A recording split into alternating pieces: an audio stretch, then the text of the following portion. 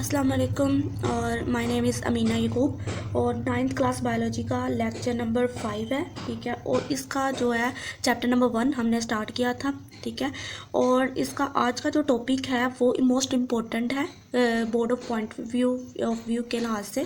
ठीक है, तो लेवल ऑफ ऑर्गेनाइजेशन। ठीक है, लेवल इसका मतलब क्या है कि ऑर्गेनाइजेशन का मतलब क्या है कि कोई भी चीज़ जो है वो कोई भी बॉडी पार्ट है वो कैसे ऑर्गेनाइज हो रहा है, कैसे फॉर्म हो रहा है। तो इसके लेवल हैं, डिफरेंट लेवल हैं जिसकी हम स्टडी भी करते हैं। ठीक है, अब जो है हमें लाइफ के फिनोमेना को समझने के लिए, ठीक है, हम ऑर्गेनाइजेशन के जो लेवल हैं उनकी स्टडी करते हैं। अब बायोलॉजिस्ट को लाइफ के फिनोमेना को समझने के लिए उन्होंने क्या किया कि उन्होंने जो लाइफ के फिनोमेना है उनको समझने के लिए जो ऑर्गेनाइजेशन है उनके डिफरेंट लेवल पे स्टडी की। ठीक है, तो इसकी सबसे पहले जो स्टेप आ जाता है, जो लेवल आ जाता है, फर्स्ट लेवल, उसको हम कहते हैं सब एटॉमिक एंड एटॉमिक लेवल।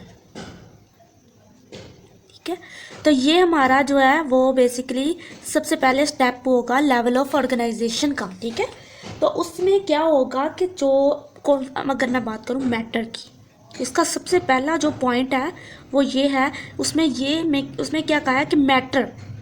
अब मैटर क्या होता है? फॉर एग्जांपल ये एक पेन है। ठीक है, या ये एक पेन है। ठीक है, अब इसने ये स्पेस ऑक्यूपाई की है, कोई भी जगह ऑक्यूपाई की है, और इसका कोई ना कोई वेट होगा। तो जो कोई भी थिंग है, कोई भी चीज़ है, वो जितना जो स्पेस ऑक्यूपाई कर रही है और जितनी जो है वो उसका वेट है, तो दोनों रख रही है, तो उसको हम क्या कहते हैं? मैटर। और हमारी जो पूरी अर्थ है, पूरी वर्ल्ड है, वो मैटर से मिलकर बनी है। ठीक है, और इसे उर्दू ज़ुबान में मादा भी कहते हैं। ठीक है, अब ये किससे मिलकर बनी है? एटम से। मैटर किससे मिलकर बना है? एटम से। अब एटम जो हैं वो सब एटॉमिक पार्टिकल से मिलकर बने हैं। ठीक है, सब एटॉमिक से मिलकर बने हैं। इसके जो सब एटॉमिक है वो स्टेबल, वो 3 है। इलेक्ट्रॉन, आपने पहले भी सुने होंगे, प्रोटॉन और न्यूट्रॉन।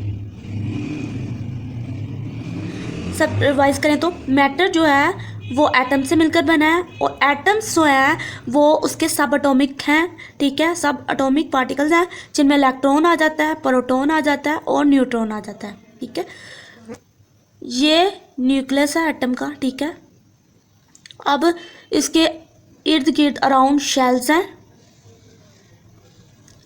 अब न्यूक्लियस में, अगर मैं इस न्यूक्लियस को इधर करके दिखाऊं, ये है न्यूक्लियस। अब इसमें क्या है? इसमें प्रोटॉन प्रेजेंट है और न्यूट्रॉन प्रेजेंट है, और इनके जो ऑर्बिट हैं यहाँ पे इलेक्ट्रॉन जो है वो प्रेजेंट है। अब इसका जो ये था फर्स्ट पॉइंट। ठीक है, अब ये जो है वो सेकंड पॉइंट है। अब सेकंड पॉइंट में क्या कह रहे हैं कि जो हमारी नेचर है ना वो कितने एलिमेंट्स से मिलकर बनी है? 92 एलिमेंट्स से मिलकर बनी है।